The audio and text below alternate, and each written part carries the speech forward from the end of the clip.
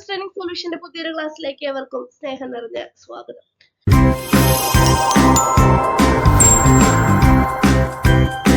Set exam വളരെയധികം അടുത്തു വന്നു അല്ലെ. കഷ്ടി 50 ദിവസമാണ് എക്സാമിന് വേണ്ടി നന്നായി പഠിക്കാനും റിവിഷൻ ചെയ്യാനും ഇനി നമ്മുടെ മുമ്പിൽ ഉള്ളത്.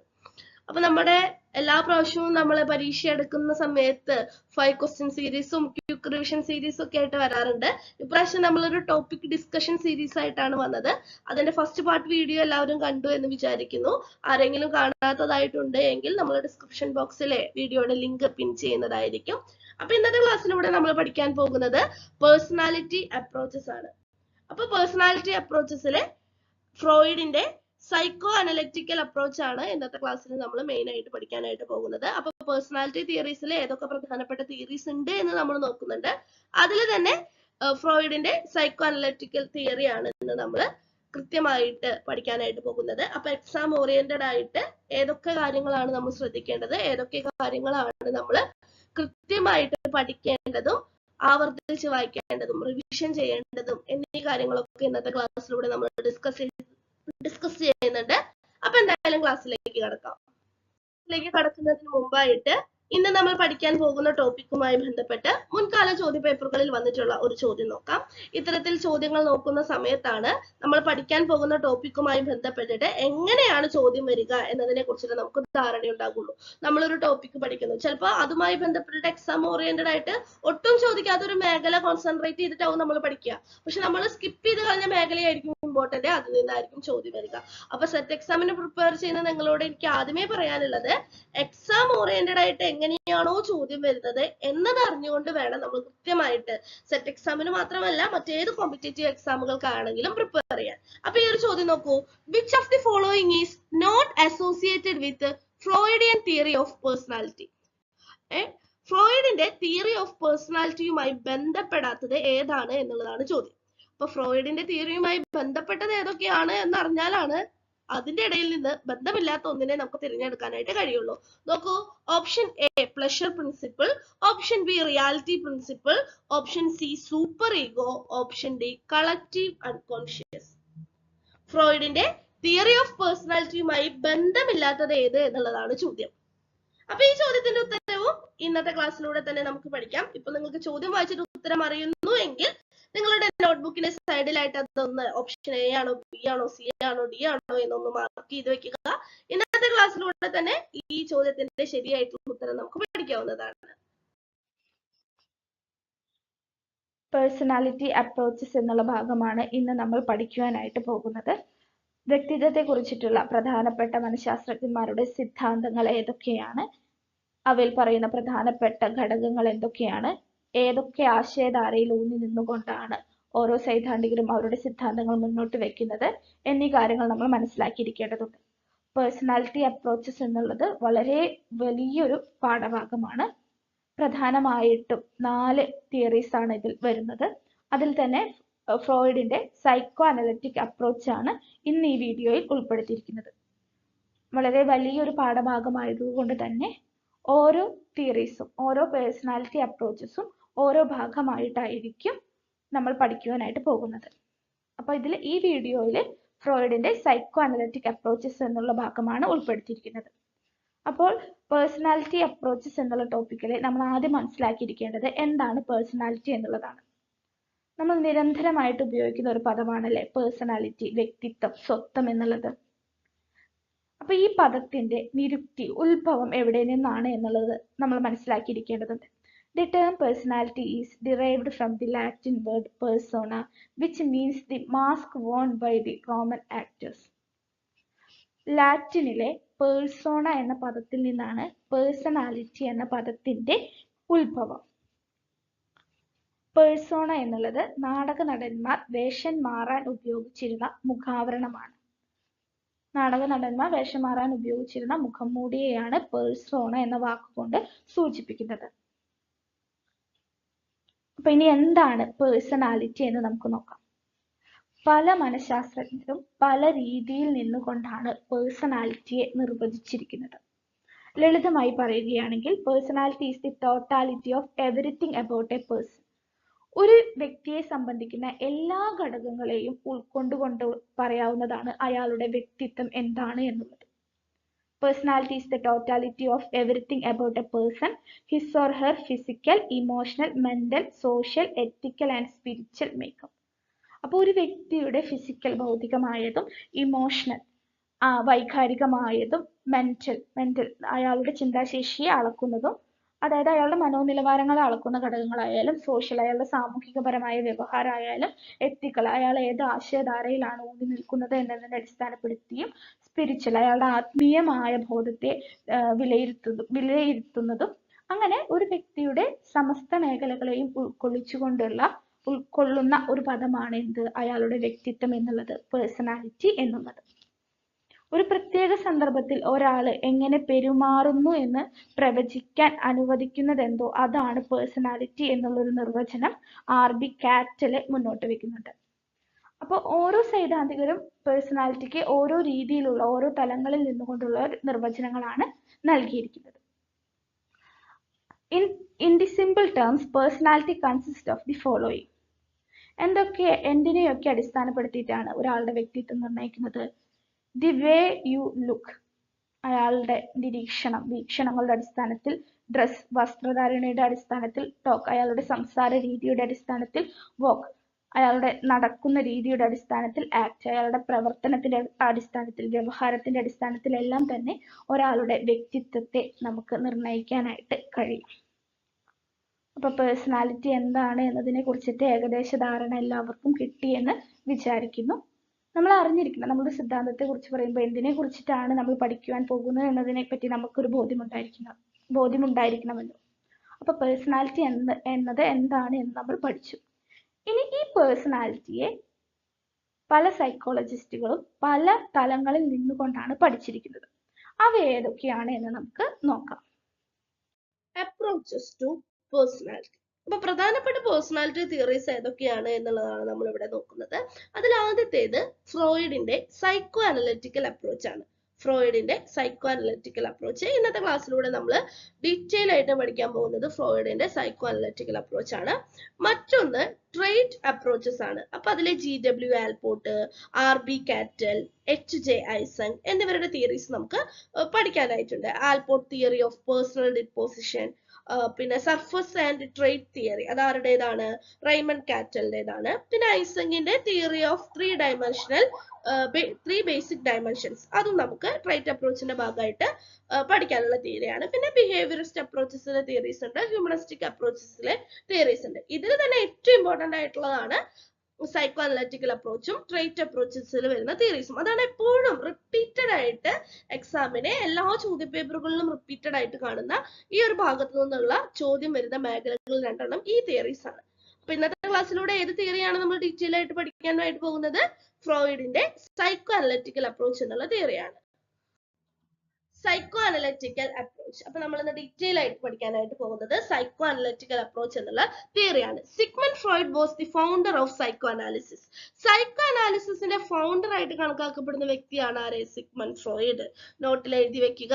റെഡിങ്കോ മറ്റ് കളറിംഗോ കൊണ്ട് എന്താണ് ഒന്ന് അണ്ടർലൈൻ ചെയ്തിടുക, അല്ലെങ്കിൽ ഒരു ബോക്സ് വരച്ചിട്ടോ, അത് അത്രയും ഇമ്പോർട്ടന്റ് ആയിട്ടുള്ള കാര്യമാണ്.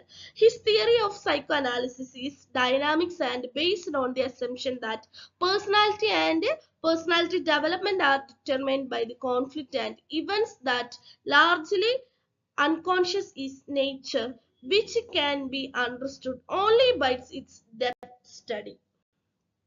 ഫ്രോയിഡിന്റെ തിയറിയുടെ പേരെന്താണെന്നാണ് നമ്മൾ പറഞ്ഞത്? സൈക്കോ അനാലിസിസ് എന്നുള്ളതാണ്. മനോവിശ്ലേഷണ സിദ്ധാന്തം എന്ന് മലയാളത്തിൽ പറയും. അപ്പൊ LP UP ഒക്കെ പ്രിപ്പയർ ചെയ്യുന്നവരാണ് വെച്ചെങ്കിൽ ഈ പഠിക്കുന്നതിന്റെ കൂടെ ബ്രാക്കറ്റില് സൈക്കോ അനലിറ്റിക്കൽ അപ്രോച്ച് എന്നതിന്റെ കൂടെ തന്നെ മനോവിശ്ലേഷണ സിദ്ധാന്തം എന്നുകൂടി എഴുതിയിടേണ്ടതാണ്. ഓക്കെ, അപ്പോൾ ഇദ്ദേഹത്തിന്റെ തിയറി പറയുന്നത്, അതായത് ഒരു വ്യക്തിയുടെ വ്യക്തിത്വം അല്ലെങ്കിൽ വ്യക്തിത്വ വികാസം, ഒരാളുടെ പേഴ്സണാലിറ്റി അല്ലെങ്കിൽ പേഴ്സണാലിറ്റി ഡെവലപ്മെന്റ്, അതിനെ നിർണ്ണയിക്കുന്നത് അയാളുടെ ജീവിതത്തിൽ തന്നെ നടക്കുന്ന പ്രധാനപ്പെട്ടിട്ടുള്ള കോൺഫ്ലിക്ട്സ് അല്ലെങ്കിൽ ഇവന്റ്സ്, പ്രധാനപ്പെട്ട സംഘടനകൾ, അല്ലെങ്കിൽ ഒരു വ്യക്തിയുടെ ജീവിതത്തിലെ അയാൾ നിർണായകമായിട്ടുള്ള സംഭവങ്ങൾ, ഇതിനെ അടിസ്ഥാനമാക്കിയിട്ടാണ് ഒരാളുടെ പേഴ്സണാലിറ്റി ഡെവലപ്മെന്റും എന്താണ് നിർണ്ണയിക്കപ്പെടുന്നത് എന്നാണ് ആര് പറയുന്നത്?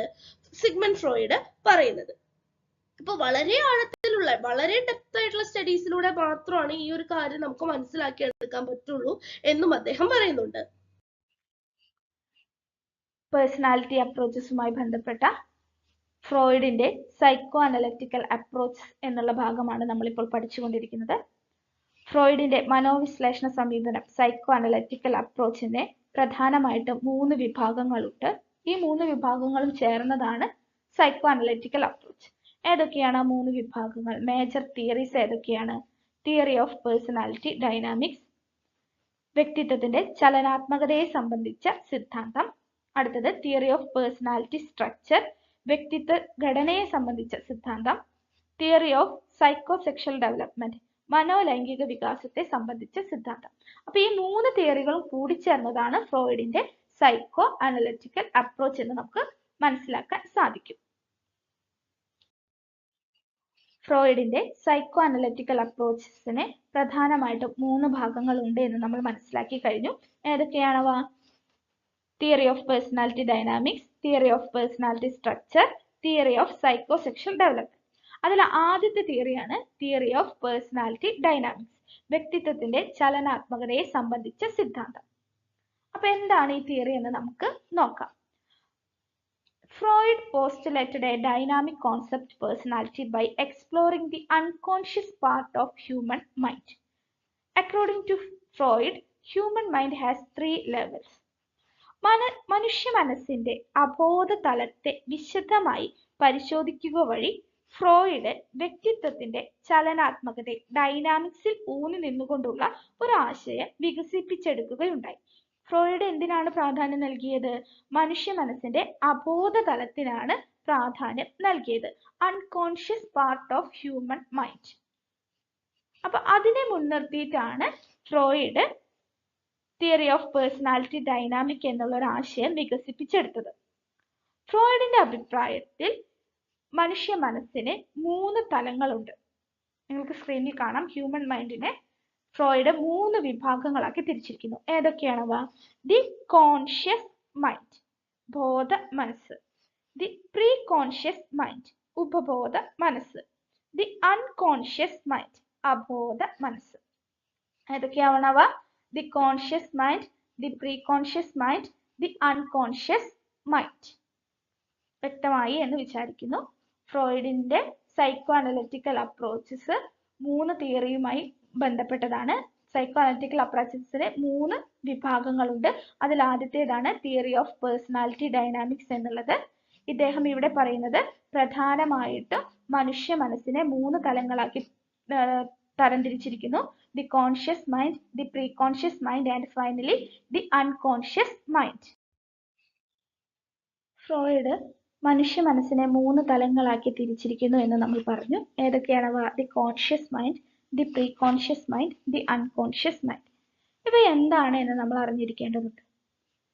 ശാസ്ത്രം ഇത്രയൊക്കെ വികസിച്ചിട്ടും മനുഷ്യന് ഇന്നും കൃത്യമായിട്ട് ഉത്തരം കിട്ടാനാവാത്ത ഒന്നാണ് മനുഷ്യ മനസ്സ്.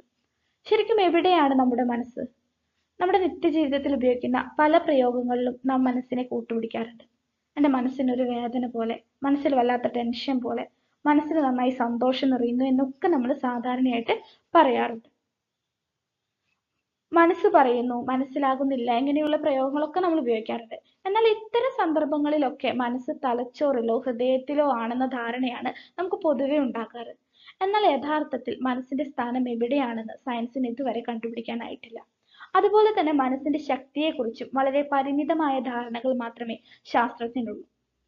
മനുഷ്യ മനസ്സിനെ പ്രധാനമായിട്ടും 3 ഭാഗങ്ങളാക്കിയിട്ടാണ് ഫ്രോയിഡ് തിരിച്ചിരിക്കുന്നത്.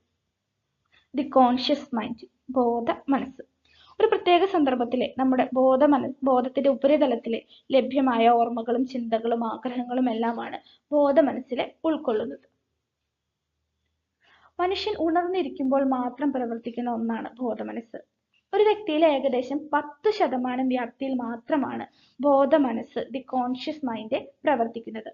ഒരു സാധാരണ വ്യക്തിയുടെ ജീവിതത്തിലെ ഓരോ തീരുമാനങ്ങളും വിശകലനങ്ങളും പ്രവൃത്തികളും എല്ലാം തന്നെ ബോധമനസ്സിന്റെ അടിസ്ഥാനത്തിൽ, ദി കോൺഷ്യസ് മൈൻഡിന്റെ അടിസ്ഥാനത്തിലാണ് നടക്കുന്നത്. ലോജിക്ക്, റീസണിങ്, അതുപോലെ തന്നെ ബോധപൂർവം ചെയ്യുന്ന കാര്യങ്ങളെല്ലാം തന്നെ കോൺഷ്യസ് മൈൻഡാണ് നിയന്ത്രിക്കുന്നത്. ഉദാഹരണമായിട്ട് ഇപ്പൊ നമ്മളോട് പെട്ടെന്ന് ഒന്നും ഒന്നും തമ്മിൽ കൂട്ടാൻ പറഞ്ഞാൽ ഉടനെ നമ്മൾ ഉത്തരം കണ്ടെത്തുന്നത് ബോധമനസ്സിന്റെ പ്രവർത്തനത്തിന്റെ ഫലമായിട്ടാണ്. കിട്ടുന്ന കാര്യങ്ങളിൽ നിന്ന് വേണ്ടവയും വേണ്ടാത്തവയും വേർതിരിച്ച് നമ്മൾ ഉപബോധ മനസ്സിലേക്ക് കടത്തിവിടുകയാണ് ചെയ്യുന്നത്.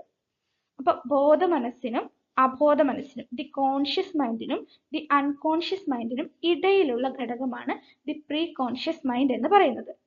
ഇത് ബോധമനസ്സിനും അബോധ മനസ്സിനും ഇടയിലുള്ള തലമാണ്. ഒരു പ്രത്യേക അവസരത്തിലെ ഒരു വ്യക്തിക്ക് പൂർണ്ണമായ ബോധം ഇല്ലാത്തതും എന്നാൽ പെട്ടെന്ന് തന്നെ ബോധതലത്തിൽ കൊണ്ടുവരാവുന്നതുമായ അനുഭവങ്ങളാണ് ഈ ഭാഗത്ത് ദി പ്രീ കോൺഷ്യസ് മൈൻഡിൽ ഉൾപ്പെടുന്നത്. ഉദാഹരണമായിട്ട് നമ്മൾ പറയുകയാണെങ്കിൽ മനസ്സിന്റെ ഒരു സെൻസർ പോലെയാണ് കോൺഷ്യസ് മൈൻഡ് പ്രവർത്തിക്കുന്നത്. ഒരാൾ ഉറങ്ങുമ്പോൾ അയാളുടെ ബോധ മനസ്സും ഉറങ്ങുകയായിരിക്കും. എന്നാൽ ഒരാൾ ഉറങ്ങുമ്പോഴടക്കം 24 മണിക്കൂറും പ്രവർത്തിക്കുന്ന ഒന്നാണ് അയാളുടെ പ്രീ കോൺഷ്യസ് മൈൻഡ് എന്ന് പറയുന്നത്. മനസ്സിന്റെ 90% ശക്തിയും സബ് കോൺഷ്യസ് മൈൻഡിനാണ്. സബ് കോൺഷ്യസ് മൈൻഡ് തന്നെയാണ് പ്രീ കോൺഷ്യസ് മൈൻഡ് എന്ന് പറയുന്നത്. അതിരുകളില്ലാത്ത ശക്തിയാണ് ഉപബോധ മനസ്സിനുള്ളത്. ഉപബോധ മനസ്സ് ദി പ്രീ കോൺഷ്യസ് മൈൻഡ് എന്ന് പറയുന്നത്. തലച്ചോറിന്റെ പ്രവർത്തനം, നമ്മുടെ ശരീരത്തിൽ നാഡീഞരമ്പുകളുടെ പ്രവർത്തനം, നമുക്ക് നടക്കുന്ന ഡൈജസ്റ്റീവ് പ്രോസസ്സ്, ദഹന പ്രക്രിയ, ഇമ്മ്യൂണിറ്റി പവർ, രോഗപ്രതിരോധം എന്നിവയെല്ലാം നിയന്ത്രിക്കുന്നത് നമ്മുടെ ഉപബോധ മനസ്സാണ്. ദി പ്രീ കോൺഷ്യസ് മൈൻഡ് ആണ്. നമ്മുടെ മനസ്സിനെ വെള്ളത്തിൽ മുങ്ങിക്കിടക്കുന്ന ഒരു വലിയ മഞ്ഞുമലയായിട്ട് സങ്കല്പിക്കുക. നിങ്ങൾക്ക് സ്ക്രീനിൽ തന്നെ ഒരു ചിത്രം കാണാം. ആ സ്ക്രീനിൽ പുറത്തേക്ക് നമ്മൾ എന്താണ് കാണുന്നത്? The conscious mind. അതിന്റെ തൊട്ടടുത്തട്ടിൽ കാണുന്നതാണ് പ്രീ കോൺഷ്യസ് മൈൻഡ്. ഏറ്റവും അടിയിലായിട്ട് അഗാധ തലത്തിലായിട്ട് കാണുന്നതാണ് എന്ത്? Conscious mind. അപ്പൊ മനുഷ്യ മനസ്സിനെ വെള്ളത്തിൽ മുങ്ങിക്കിടക്കുന്ന ഒരു വലിയ മഞ്ഞുമലയായിട്ട് സങ്കല്പിച്ചാൽ അതിന് മുകളിലുള്ള 10% കോൺഷ്യസ് മൈൻഡും അടിയിലുള്ള വലിയൊരു വിഭാഗത്തിന്റെ ഒരു പോർഷൻ എന്ന് പറയുന്നത് പ്രീ കോൺഷ്യസ് മൈൻഡും പിന്നീട് വളരെ ആഴത്തിലുള്ളത് കോൺഷ്യസ് മൈൻഡുമായിട്ട് നമുക്ക് പറയാനായിട്ട് സാധിക്കും. അതായത് മനുഷ്യന് അവന്റെ ജീവിതത്തിൽ സംഭവിക്കുന്ന എല്ലാ കാര്യങ്ങളും അയാളുടെ ഉപബോധ മനസ്സിലായിരിക്കും ഉണ്ടായിരിക്കുക. ഇനി ദി അൺകോൺഷ്യസ് മൈൻഡ്, അബോധ മനസ്സ്. നമ്മുടെ ജീവിതത്തിൽ നടക്കുന്ന നമുക്ക് ഇഷ്ടമില്ലാത്ത കാര്യങ്ങൾ, നമ്മൾ ഓർക്കാൻ ഇഷ്ടപ്പെടാത്ത ആഗ്രഹങ്ങൾ, ഒരു വ്യക്തിയുടെ ആവശ്യങ്ങൾ, ആഗ്രഹങ്ങൾ, അവയുമായിട്ട് ബന്ധപ്പെടുന്ന സംഘർഷങ്ങൾ, അതിൽ നിന്നുണ്ടാകുന്ന മനോവിഷമങ്ങൾ, നടക്കപ്പെടാതെ പോയ ആഗ്രഹങ്ങൾ, ഇതൊക്കെ നമ്മൾ നമ്മുടെ അബോധമായിട്ട് തന്നെ നമ്മുടെ മനസ്സിന്റെ ഏതെങ്കിലും ഒരു തലത്തിലേക്ക് അമർത്തി വെക്കും. അത്തരത്തിലുള്ള തലത്തെയാണ് അൺകോൺഷ്യസ് മൈൻഡ് എന്ന് പറയുന്നത്. ഫ്രോയിഡിന്റെ അഭിപ്രായത്തിൽ ഒരു വ്യക്തിയുടെ മനോവൃത്തികളിലെ ഏറ്റവും പ്രധാനമായ ഘടകം അബോധ മനസ്സാണ്. ഒരു വ്യക്തിയുടെ വ്യവഹാര ശൈലി, അയാളുടെ പ്രവർത്തന ശൈലിയും തന്മൂലം വ്യക്തിത്വവും നിർണയിക്കുന്നതിൽ അബോധ മനസ്സിൽ ഒളിപ്പിച്ചു വെച്ച ആഗ്രഹങ്ങളും അനുഭവങ്ങളുമാണ് എന്ന് ഫ്രോയിഡ് വിലയിരുത്തുന്നുണ്ട്. അതായത് നമ്മൾ ഹിപ്നോട്ടൈസ് ചെയ്താൽ എത്രയും വർഷത്തെ പഴക്കമുള്ള കാര്യങ്ങളടക്കം നമ്മൾ ഓർത്തെടുക്കാൻ കഴിയുന്നത് ഇതുമൂലമാണ്. അപ്പൊ എന്താണ് കോൺഷ്യസ് മൈൻഡ്, എന്താണ് പ്രീ കോൺഷ്യസ് മൈൻഡ്, എന്താണ് അൺകോൺഷ്യസ് മൈൻഡ് എന്നുള്ളത് മനസ്സിലായി എന്ന് വിചാരിക്കുന്നു. വളരെ ലളിതമായിട്ടുള്ള ഒരു കോൺസെപ്റ്റ് ആണിത്. പക്ഷെ ചില സമയത്ത് നമുക്ക് ഇവ പരസ്പരം മാറിപ്പോവാറുണ്ട്.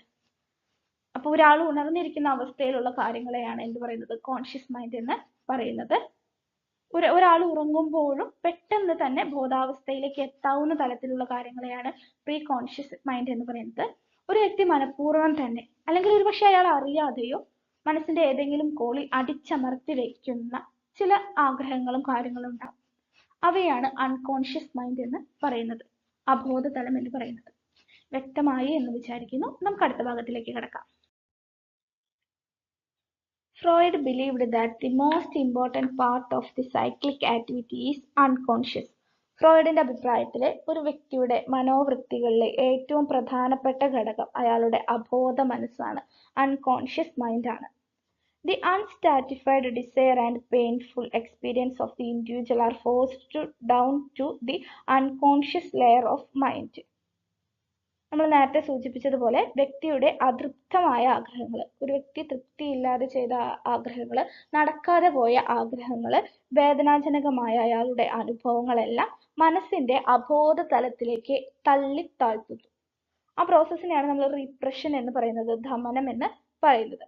According to Freud, the behavior pattern and hence the personality of individual is determined by the oppressed desire and experienced in the unconscious mind. ഫ്രോയിഡിന്റെ അഭിപ്രായത്തിലെ ഒരു വ്യക്തിയുടെ വ്യവഹാര ശൈലിയും തന്മൂലം വ്യക്തിത്വവും നിർണ്ണയിക്കുന്നത് ആ വ്യക്തിയുടെ അബോധത്തിൽ ഒളിച്ചു വെച്ച ഇത്തരം ആഗ്രഹങ്ങളുടെയും അനുഭവങ്ങളുടെയും അടിസ്ഥാനത്തിലാണ്. നമ്മൾ നേരത്തെ പറഞ്ഞു, ഒരു വ്യക്തി അയാളുടെ നടക്കാതെ പോയ ആഗ്രഹങ്ങളും അയാളുടെ ജീവിതത്തിൽ കടുത്ത വേദനയ്ക്ക് കാരണമായ സംഭവങ്ങളും എല്ലാം അയാളുടെ അബോധ തലത്തിലേക്ക് ബോധപൂർവമോ അബോധപൂർവമോ തള്ളി താഴ്ത്തുന്നു, ഒളിപ്പിച്ചു വെക്കുന്നു എന്ന് നമ്മൾ പറഞ്ഞു. അപ്പൊ ഇത്തരത്തിലുള്ള ഘടകങ്ങളെ അടിസ്ഥാനമാക്കിയിട്ടാണ് ഫ്രോയിഡ് ഒരു വ്യക്തിയുടെ വ്യക്തിത്വം നിർണ്ണയിക്കേണ്ടത് എന്ന കോൺസെപ്റ്റ് ആണ് മുന്നോട്ട് വെക്കുന്നത്. റീപ്രഷൻ എന്താണെന്ന് നമ്മൾ പറഞ്ഞത് എന്താണ്? ഒരു വ്യക്തി അയാളുടെ ഇഷ്ടമില്ലാത്ത നടക്കാതെ പോയ ആഗ്രഹങ്ങളും ഓർക്കാൻ ഇഷ്ടപ്പെടാത്ത സംഭവങ്ങളും എല്ലാം അയാളുടെ മനസ്സിന്റെ അബോധ തലത്തിലേക്ക് അമർത്തി വെക്കുന്ന ആ പ്രവർത്തനത്തെയാണ് നമ്മൾ റീപ്രഷൻ എന്ന് പറയുന്നത്. The repression of feeling and desire result in blocking up of the libido which give birth to the reserve anxiety and conflict leading to mental illness and abnormal personality development. അപ്പൊ ഇതിൽ libido എന്നുള്ളൊരു വാക്ക് കണ്ടുല്ലേ? എന്താണ് libido എന്ന് പറഞ്ഞാൽ? എല്ലാ മാനസിക പ്രവർത്തനങ്ങൾക്കും, ഒരു വ്യക്തിയുടെ എല്ലാ മാനസിക പ്രവർത്തനങ്ങൾക്കും ആവശ്യമായ എനർജി, ശക്തി പ്രദാനം ചെയ്യുന്ന ഒരു ഫാക്ടറാണ് ലിബിഡോ എന്ന് പറയുന്നത്. മാനസിക ഊർജം എന്ന് നമുക്ക് ഈ ഒരു ഇതിനെ മലയാളത്തിൽ വ്യവഹരിക്കാവുന്നതാണ്. അപ്പോൾ ഇത്തരത്തിലെ വികാരങ്ങളുടെയും ആഗ്രഹങ്ങളുടെയും എല്ലാം റീപ്രഷൻ, ദമനം ലിബിഡോയുടെ പ്രവാഹത്തിന് തടസ്സം സൃഷ്ടിക്കുന്നു. അപ്പോൾ ഒരു വ്യക്തിയിൽ ഇങ്ങനെ ഒരുപാട് കാര്യങ്ങൾ ഒരു വ്യക്തിയുടെ അബോധ മനസ്സിൽ ഇങ്ങനെ അടിച്ചമർത്തി വെച്ചിട്ടുണ്ട് എങ്കിൽ അത് അയാളുടെ മാനസിക നിലയിൽ പല സംഘർഷങ്ങളും ഉണ്ടാക്കുന്നു. കടുത്ത ഉത്കണ്ഠ, സംഘർഷം ഉണ്ടാവുകയും അത് ഒരു പക്ഷേ ആ വ്യക്തിയെ മാനസിക രോഗത്തിലേക്ക് നയിക്കുകയും ചെയ്യാം എന്നുള്ളൊരു ആശയമാണ് ഫ്രോയിഡ് മുന്നോട്ട് വെക്കുന്നത്.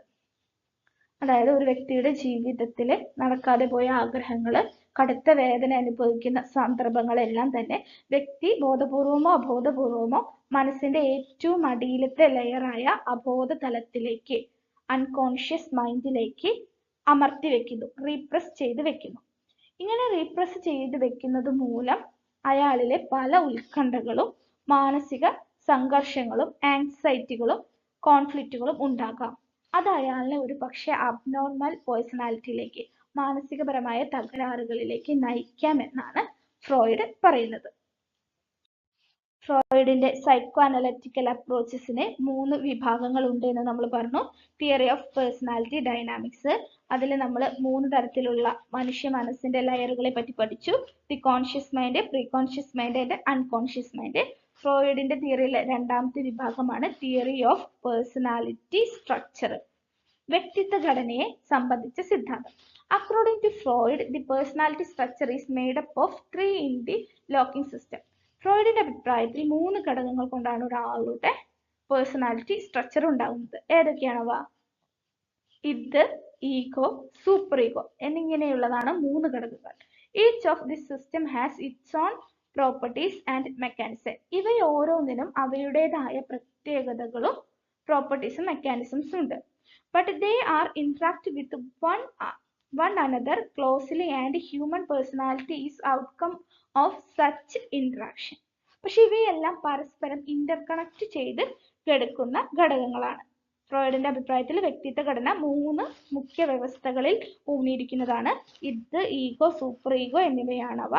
ഈ ഓരോ വ്യവസ്ഥയ്ക്കും അതിൻ്റെതായ സവിശേഷതകളും പ്രവർത്തന തന്ത്രങ്ങളും ഉണ്ട്. എന്നാൽ അവ പരസ്പര സഹവർത്തിത്വത്തിൽ പരസ്പരം ബന്ധപ്പെട്ട് ഇരിക്കുന്നു. ഈ 3 ഘടകങ്ങളുടെയും ഫലമാണ് ഒരാളുടെ വ്യക്തിത്വം എന്നുള്ളതാണ് ഫ്രോയിഡ് പറയുന്നത്. ഏതൊക്കെയാണ് 3 ഘടകങ്ങൾ? ഇത്, ഈഗോ, സൂപ്പർ ഈഗോ. ഇപ്പൊ ഫ്രോയിഡ് മനുഷ്യ മനസ്സിനെ 3 പാർട്ടാക്കി തിരിച്ചു എന്നുള്ളത് നമ്മൾ പഠിച്ചു. അതുപോലെ തന്നെ വ്യക്തിത്വത്തെ നിർണ്ണയിക്കുന്നതിന് 3 പ്രധാനപ്പെട്ട ഘടകങ്ങൾ ഉണ്ട് എന്ന് പറഞ്ഞു. ഏതൊക്കെയാണവ? ഇത്, ഈഗോ, സൂപ്പർ ഈഗോ. ഫ്രോയിഡിന്റെ അഭിപ്രായത്തിലെ വ്യക്തിത്വ ഘടനയ്ക്ക്, പേഴ്സണാലിറ്റി സ്ട്രക്ചറിന് പ്രധാനമായിട്ടും 3 മുഖ്യ വ്യവസ്ഥകളുണ്ട്. ഇത്, ഈഗോ, സൂപ്പർ ഈഗോ എന്നിവയാണവ. അതിൽ ആദ്യമായി നമ്മൾ നോക്കാൻ പോകുന്നത് ഇതാണ്. The id is the unorganized part of the personality structure that contains humans' basic instinctual drives. മനുഷ്യന്റെ അടിസ്ഥാനപരമായിട്ടുള്ള സഹജമായിട്ടുള്ള വാസനകളെയും നീഡ്സിനെയും എല്ലാം ഉൾക്കൊള്ളുന്നതാണ് id എന്ന് പറയുന്നത്. ഇതൊരു അൺഓർഗനൈസ്ഡ് ആയിട്ടുള്ള ഒരു പാർട്ടാണ്, നമ്മുടെ വ്യക്തിത്വത്തിന്റെ മൗലിക വ്യവസ്ഥയാണ് എന്ന് നമുക്ക് പറയാൻ പറ്റും. ഇതിൽ നിന്ന് വേർപിരിഞ്ഞിട്ടാണ് ഈഗോയും സൂപ്പർ ഈഗോയും രൂപം കൊള്ളുന്നത്. ഇതിന്റെ സ്വഭാവം എന്ന് പറയുന്നത് നമ്മുടെ ജന്മവാസനയിൽ അധിഷ്ഠിതമായ സ്വഭാവമാണ്. It is the only component of personality that present from birth. It is the source of our body needs, wants, desires, impulse, particularly our sexual and aggressive drives. ഇത് നമ്മുടെ ശാരീരികമായ ആവശ്യങ്ങള്, ആഗ്രഹങ്ങള്, പ്രേരണകള് എന്നിവയുടെ ഉറവിടമാണ്. പ്രത്യേകിച്ച് ലൈംഗികവും അക്രമാസക്തവുമായിട്ടുള്ള ഡ്രൈവ്സിനെ നിയന്ത്രിക്കുന്നത് ഇതാണ്. ഒരു ഉദാഹരണമായിട്ട് പറയുകയാണെങ്കിൽ, നമ്മൾ വളരെയധികം വിശന്നിട്ട് ഒരു ഹോട്ടലിൽ ചെന്ന് ഭക്ഷണത്തിന് വേണ്ടിയിട്ട് വെയിറ്റ് ചെയ്തിരിക്കുകയാണെന്ന് വിചാരിക്കാം. If the mind was slowly guided by the id, individuals would find it difficult to wait patiently a restaurant. ഇതാണ് നമ്മുടെ ബോധതലത്തെ നിയന്ത്രിക്കുന്നതെങ്കിൽ ഇത്തരമുള്ള ഒരു അവസ്ഥയെ മറികടക്കുവാൻ നമുക്ക് പല സംഘർഷങ്ങളെയും നേരിടേണ്ടതായിട്ട് വരും. ഇതാണ് മനസ്സിനെ നിയന്ത്രിക്കുന്ന ഘടകമെങ്കിൽ ഇത്തരത്തിലുള്ള അവസ്ഥകളെ നമുക്ക് നേരിടാൻ വ്യക്തികൾക്ക് ബുദ്ധിമുട്ടാണ് എന്നുള്ള ഒരു ആശയമാണ് ഫ്രോയിഡ് മുന്നോട്ട് വെക്കുന്നത്. ഈഗോയാണ് അടുത്തത്. ഇതിൽ നിന്ന് തന്നെയാണ് ego വികസിക്കുന്നത്. The ego is the component of personality that is responsible for dealing with the reality. യാഥാർത്ഥ്യവുമായിട്ട് ഇടപെടാൻ കാരണമാകുന്ന വ്യക്തിത്വത്തിന്റെ ഘടകമാണ് ഈഗോ എന്ന് പറയുന്നത്. Just as the unconscious part of human personality, ego is the conscious and logical part. ഇത് എന്ന് പറയുന്നത് മനുഷ്യ വ്യക്തിത്വത്തിന്റെ അൺകോൺഷ്യസ് ഭാഗവുമായിട്ട് പാർട്ടുമായിട്ട് ബന്ധപ്പെട്ടിരിക്കുന്നു എങ്കിൽ ഈഗോ എന്ന് പറയുന്നത് കോൺഷ്യസും ലോജിക്കൽ ആയിട്ടുള്ള ഭാഗമാണ്.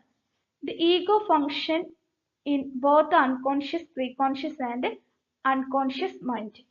ഈഗോ എന്ന് പറയുന്നത് കോൺഷ്യസ് മൈൻഡിലും പ്രീകോൺഷ്യസ് മൈൻഡിലും അൺകോൺഷ്യസ് മൈൻഡിലും ഒരുപോലെ പ്രവർത്തിക്കുന്ന ഒരു തലമാണ്. The ego operates on the reality principle which strives to satisfy its desire in the realistic, logical and in socially appropriated way. ഇതിന്റെ ലക്ഷ്യങ്ങൾ കൂടുതൽ സ്വീകാര്യമായ രീതിയിലും വ്യക്തിക്ക് അപകടം സംഭവിക്കാത്ത വിധത്തിലും സാക്ഷാത്കരിക്കുക എന്ന ഉദ്ദേശത്തോടെ ഇതിൽ നിന്ന് തന്നെ വികസിക്കുന്ന ഒരു ഘടകമാണ് ഈഗോ എന്ന് പറയുന്നത്. ഇത് എന്താണ്, ഈഗോ എന്താണ് എന്ന് നമ്മൾ മനസ്സിലാക്കി. അടുത്തത് super ഈഗോയാണ്. The last component of personality to develop is the super ego. വ്യക്തിത്വത്തെ നിർണ്ണയിക്കുന്ന ഘടകങ്ങളിൽ, വികസിപ്പിക്കുന്ന ഘടകങ്ങളിൽ സുപ്രധാനമായ സ്ഥാനമാണ് സൂപ്പർ ഈഗോയ്ക്കുള്ളത്. ലാസ്റ്റ് കമ്പോണന്റ് ആണ് super ego. The super ego provides guidelines for making judgement. നല്ല തീരുമാനങ്ങളിലേക്ക് എത്താനുള്ള മാർഗനിർദ്ദേശങ്ങൾ നൽകുന്നത് സൂപ്പർ ഈഗോയാണ്. ഈഗോയിൽ നിന്ന് തന്നെയാണ് സൂപ്പർ ഈഗോ വികസിക്കുന്നത്. The super ego represent the norms and qualities of individual, the family and the society, and is an ethical constraint on the behavior. മാതാപിതാക്കളോടും അധ്യാപകരോടും സാമൂഹികപരമായ പ്രവർത്തന ചട്ടങ്ങളോടും മതമൂല്യങ്ങളോടും ഒക്കെയുള്ള ഒരു വ്യക്തിയുടെ അല്ലെങ്കിൽ ഒരു ശിശുവിന്റെ പ്രതികരണത്തിന്റെ ഫലമായിട്ടാണ് അല്ലെങ്കിൽ പ്രതികരണമായിട്ടാണ് സൂപ്പർ ഈഗോ വരുന്നത്. ഇത്തരത്തിലുള്ള ഘടകങ്ങളെയെല്ലാം സൂപ്പർ ഈഗോ റെപ്രസെന്റ് ചെയ്യുന്നുണ്ട്. It operates on the moral principle. ധാർമ്മിക തത്വങ്ങളിൽ അധിഷ്ഠിതമായിട്ടുള്ള ഒരു പ്രവർത്തനമാണ് സൂപ്പർ ഈഗോയ്ക്കുള്ളത്. Able to differentiate between good and bad, what is right and wrong. നല്ലതും ചീത്തയും ശരിയും തെറ്റും തിരഞ്ഞെടുക്കുന്ന ഘടകങ്ങളിലേക്ക് തിരഞ്ഞെടുക്കാൻ സഹായകമാകുന്നത് സൂപ്പർ ഈഗോയാണ്. അപ്പൊ സൂപ്പർ ഈഗോ എന്താണെന്ന് മനസ്സിലായെന്ന് വിചാരിക്കുന്നു. ഇത്, ഈഗോ, സൂപ്പർ ഈഗോ 3 കോൺസെപ്റ്റ്സ് ആണ് നമ്മളിപ്പോൾ പഠിച്ചു കഴിഞ്ഞത്. ഇതൊക്കെ എന്താണ് എന്ന് മനസ്സിലാക്കി വെച്ചാൽ മതി. സൂപ്പർ ഈഗോ എന്ന് ചോദിക്കുമ്പോൾ എന്താണ് എന്നുള്ളൊരു ആശയമാണ് നിങ്ങളിൽ ഉണ്ടാകേണ്ടത്. പേഴ്സണാലിറ്റിയെ കുറിച്ചിട്ടുള്ള ഫ്രോയിഡിന്റെ തിയറിയാണ് സൈക്കോ അനലറ്റിക്കൽ അപ്രോച്ചസ്. അതാണ് നമ്മളിപ്പോൾ പഠിച്ചുകൊണ്ടിരിക്കുന്നത്. ഫ്രോയിഡിന്റെ സൈക്കോ അനലറ്റിക്കൽ അപ്രോച്ചസ് പ്രധാനമായിട്ടും 3 ഭാഗങ്ങളെ മുൻനിർത്തിക്കൊണ്ടുള്ളതാണ്. Theory of personality dynamics, theory of personality structure എന്നീ ഭാഗങ്ങൾ നമ്മൾ പഠിച്ചു കഴിഞ്ഞു. അടുത്തത് theory of psycho sexual development ആണ്. മനോലൈംഗിക വികസനത്തെ സംബന്ധിച്ച സിദ്ധാന്തമാണിത്. ഫ്രോയിഡിന്റെ അഭിപ്രായത്തിൽ ഒരു വ്യക്തിയുടെ വ്യക്തിത്വത്തെ നിർണ്ണയിക്കുന്നതിൽ പ്രധാനപ്പെട്ട ഘടകം എന്ന് പറയുന്നത് ഒരു വ്യക്തി ജനിച്ചു കഴിഞ്ഞതിന് ശേഷമുള്ള ആദ്യത്തെ 5 വർഷ കാലഘട്ടമാണ്. ഈ 5 വർഷ കാലഘട്ടത്തിൽ ഉണ്ടാകുന്ന ഒരു വ്യക്തിയിൽ ഉണ്ടാകുന്ന ജീവിതാനുഭവങ്ങളും നേരിടേണ്ടി വരുന്ന ജീവിത സന്ദർഭങ്ങളുടെയും അടിസ്ഥാനത്തിലാണ് ഒരു വ്യക്തിയുടെ വ്യക്തിത്വം പേഴ്സണാലിറ്റി വികസിക്കുന്നത് എന്നാണ് ഫ്രോയിഡ് പറയുന്നത്. അപ്പൊ ഫ്രോയിഡിന്റെ ഈ സിദ്ധാന്തത്തെ അദ്ദേഹം 5 വികസന ഘട്ടങ്ങളായിട്ട് തരംതിരിച്ചിട്ടുണ്ട്. ഏതൊരു വ്യക്തിയുടെ ശരീരത്തിലും സെക്ഷൽ ആയിട്ടുള്ള ആക്ടിവിറ്റിയെ ഉത്തേജിപ്പിക്കുന്ന ഒരു ലിബിഡോ ഉണ്ടായിരിക്കും, ലിബിഡോർജം ഉണ്ടായിരിക്കും. ഇത് ശിശുവിലും ഉണ്ടായിരിക്കും എന്നുള്ള ഒരു കോൺസെപ്റ്റാണ് ഫ്രോയിഡ് മുന്നോട്ട് വെക്കുന്നത്. കുട്ടി വളരുന്നതിനനുസരിച്ച് ലിബിഡോ കേന്ദ്രീകരിക്കുന്ന ശരീരഭാഗങ്ങളിൽ മാറ്റം വരാം എന്നുള്ള ഒരു കോൺസെപ്റ്റും ഫ്രോയിഡ് മുന്നോട്ട് വെക്കുന്നുണ്ട്. An overview of psychosexual stage. ഫ്രോയിഡിന്റെ സൈക്കോസെക്ഷൽ ഡെവലപ്മെന്റ് തിയറിയിലെ പ്രധാനമായും 5 സ്റ്റേജസ് ഉണ്ട് എന്നുള്ളത് നമ്മൾ ആദ്യമേ പറഞ്ഞിരുന്നു. ഈ 5 സ്റ്റേജസും ലിബിഡോ എവിടെ കേന്ദ്രീകരിക്കുന്നു എന്നതിനെ അടിസ്ഥാനമാക്കിയിട്ടുള്ളതാണ്. അവ പ്രധാനപ്പെട്ട 5 സ്റ്റേജസ് ഏതൊക്കെയാണ് എന്ന് നമുക്ക് നോക്കാം. Oral stage, anal stage, phallic stage, latency stage, genital stage. ഇവയാണ് പ്രധാനപ്പെട്ട 5 ഘട്ടങ്ങൾ. ആദ്യത്തെ ഘട്ടമാണ് ഓറൽ സ്റ്റേജ്, വധനഘട്ടം എന്ന് മലയാളത്തിൽ പറയും. ഒരു കുട്ടി ജനിച്ച് 2 വയസ്സ് വരെയുള്ള ഘട്ടം, ആ ഒരു ഘട്ടത്തെയാണ് ഓറൽ സ്റ്റേജ് എന്നതുകൊണ്ട് സൂചിപ്പിക്കുന്നത്. അപ്പൊ ജനിച്ച വീണ കുട്ടി ഒരു വയസ്സ് മുതൽ അല്ലെങ്കിൽ 1-2 വയസ്സുള്ള കുട്ടികളെ ശ്രദ്ധിച്ചറിയാം. അവരുടെ ഉദ്ദീപന മേഖല എന്ന് പറയുന്നത് വായയാണ്. വായയുമായി ബന്ധപ്പെട്ട പ്രവൃത്തികളിലാണ് കുട്ടികൾ ആനന്ദം കണ്ടെത്തുന്നത്. നമ്മൾ കുഞ്ഞു കുട്ടികളെ നിരീക്ഷിച്ചറിയാം, അവരുടെ കയ്യിൽ കിട്ടുന്നത് എന്തും അവർ ആദ്യം എവിടേക്ക് കൊണ്ടുപോകും? വായിലേക്കാണ് കൊണ്ടുപോകുക, അല്ലെ? അവര് സക്കിങ് എന്നുള്ള പ്രക്രിയ, അതായത് എന്ത് കിട്ടിയാലും വായിലിടുക, സക്ക് ചെയ്യുക എന്നുള്ള ആ ഒരു രീതിയാണ് അവരെപ്പോഴും കുഞ്ഞു കുട്ടികളിൽ എപ്പോഴും ഉണ്ടായിരിക്കുക. അപ്പൊ അതിലൂടെയാണ്, ആ സക്കിങ്ങളിലൂടെയാണ് അവർ എന്ത് കണ്ടെത്തുന്നത്? ആനന്ദം കണ്ടെത്തുന്നത്. ഇനി ഒരു പല്ലൊക്കെ മുളച്ചു വരുന്ന ഒരു ഘട്ടമായ കുട്ടികൾ കടിക്കാൻ തുടങ്ങും. കുഞ്ഞു കുട്ടികളെ നമ്മളൊക്കെ കെട്ടിപ്പിടിച്ചിട്ട് സന്തോഷം കൊണ്ടായിരിക്കാം ദേഷ്യം വരുമ്പോഴൊക്കെ അവർ കടിക്കാനായിട്ട് തുടങ്ങും. ആ കടിക്കുന്നതിലൂടെ അവരെന്ത് കണ്ടെത്തുന്നു? ഒരു ആനന്ദം കണ്ടെത്തുന്നുണ്ട്. അപ്പൊ വായുവുമായി ബന്ധപ്പെട്ട അവയവങ്ങൾ, ചുണ്ട്, നാക്ക്, പല്ല് എന്നിവയിലൂടെ കുട്ടി ഒരു ആനന്ദം കണ്ടെത്തുന്നു. ആ ഒരു സ്റ്റേജിനെയാണ് എന്ത് വിളിക്കുന്നത്? ഓറൽ സ്റ്റേജ് എന്ന് ഫ്രോയിഡ് വിളിച്ചത്. രണ്ടാമത്തെ ഘട്ടമാണ് ആനൽ സ്റ്റേജ്, പൃഷ്ഠഘട്ടം എന്ന് മലയാളത്തിൽ പറയാം. മലദ്വാരമായിരിക്കും 2 മുതൽ 3 വയസ്സ് വരെയുള്ള ഈ സ്റ്റേജിലെ മലദ്വാരമായിരിക്കും കുട്ടിയുടെ ഉദ്ദീപന അവയവം എന്ന് പറയുന്നത്. അതായത് വിസർജ്യം പിടിച്ചു വെച്ചും പുറന്തള്ളിയും അത്തരത്തിലുള്ള ഒരു പ്രവൃത്തിയിലൂടെ കുട്ടി ആനന്ദം കണ്ടെത്തുന്നു. മൂന്നാമത്തെ ഘട്ടം ഫോളിക് സ്റ്റേജ് ആണ്. ലൈംഗിക അവയവ ഘട്ടം എന്നുള്ളത് ഈ ഘട്ടത്തെ പറയുന്നുണ്ട്, ഫാലിക് സ്റ്റേജ്. 3 മുതൽ 5 വയസ്സ് വരെയുള്ള ഒരു ഘട്ടത്തെയാണ് ഇത് സൂചിപ്പിക്കുന്നത്. ലൈംഗിക അവയവങ്ങളുടെ സ്പർശനത്തിലൂടെ ആനന്ദം കണ്ടെത്തുന്ന ഒരു ഘട്ടമാണ് ഫാലിക് സ്റ്റേജ് എന്ന് പറയുന്നത്. പിന്നെ 2 പ്രധാനപ്പെട്ട കാര്യങ്ങൾ കൂടി ഈ ഒരു ഘട്ടത്തിലൂടെ കുട്ടിയിൽ ഉണ്ടാകുന്നു എന്നുള്ള കാര്യവും ഫ്രോയിഡ് സൂചിപ്പിക്കുന്നുണ്ട്. ഇലക്ട്രാ കോംപ്ലക്സ് ആൻഡ് ഈഡിപ്പസ് കോംപ്ലക്സ് നമ്മൾ എല്ലാവരും കേട്ടിട്ടുള്ളതായിരിക്കും. എന്താണ് ഇലക്ട്രോ കോംപ്ലക്സ്? പെൺകുട്ടികൾക്ക് അച്ഛനോടുള്ള ആ ഒരു ഇഷ്ടത്തെയാണ് ഇലക്ട്രോ കോംപ്ലക്സ് എന്ന് പറയുന്നത്. ഇനി ഈഡിപ്പസ് കോംപ്ലക്സ് എന്ന് പറഞ്ഞാൽ എന്താണ്? അമ്മയോടുള്ള ഇഷ്ടത്തെയാണ് എന്ത് സൂചിപ്പിക്കുന്നത്? ഈഡിപ്പസ് കോംപ്ലക്സ് എന്ന് പറയുന്നത്. ആൺകുട്ടികൾക്ക് അമ്മയോടുള്ള അമിത സ്നേഹത്തെ എന്ത് പറയുന്നു? ഈഡിപ്പസ് കോംപ്ലക്സ്, അല്ലെങ്കിൽ ആ ഒരു അറ്റാച്ച്മെന്റ്, ആ ഒരു അവസ്ഥയെയാണ് സൂചിപ്പിക്കുന്നത്.